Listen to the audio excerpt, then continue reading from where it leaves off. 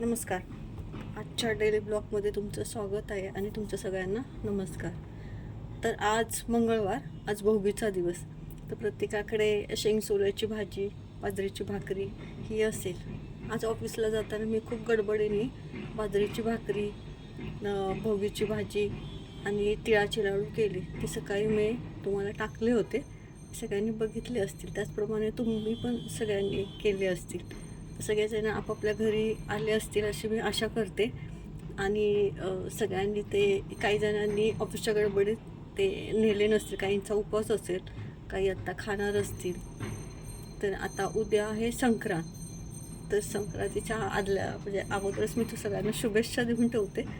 सगळ्यांनी एकमेकांची प्रेमाने बोला, गोड बोला.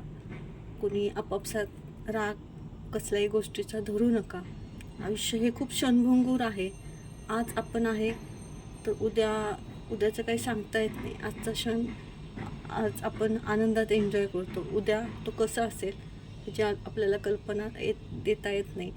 तर जो क्षण आहे तो चांगल्या प्रकारे सार्थक करा. जेवढं तुम्हाला चांगलं काम करता येईल ते करा.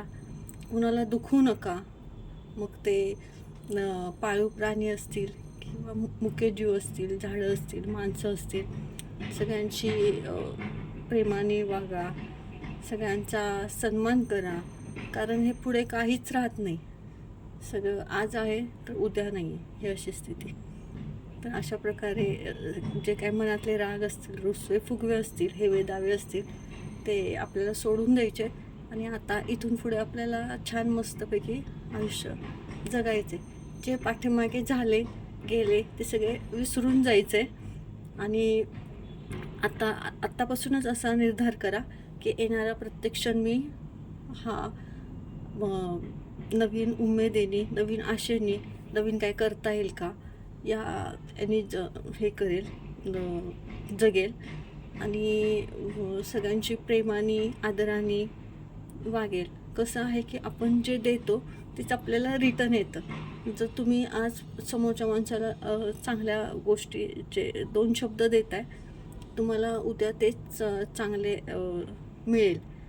तर जसे आपण पेरतो तसे उगवते असं बोलतात ना. त्या पद्धतीने आपल्याला आता चांगलं पेरायचं आहे, म्हणजे ते चांगलंच उगवेल आणि त्याचा मोठा वटवृक्ष होईल. आणि मग तुमची जी नाती म्हणजे जे रिलेशन्स किंवा काय इंटरनली किंवा नात्यामध्ये जे बिघडलं असेल ते आपोआप चांगलं व्हायला पण मदत होईल. तर आपल्याला काय करायचं, 2 चांगले शब्द बोलायचे.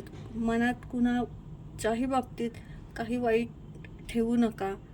सगळ्यांशी प्युअर वागायचा प्रयत्न करा. जेवढं काही तुम्हाला शक्य आहे लोकांच्या प्रती किंवा मुके जीव आहेत त्यांच्यावरती जेवढं काही चांगला करता येईल तेवढं चांगलं करा.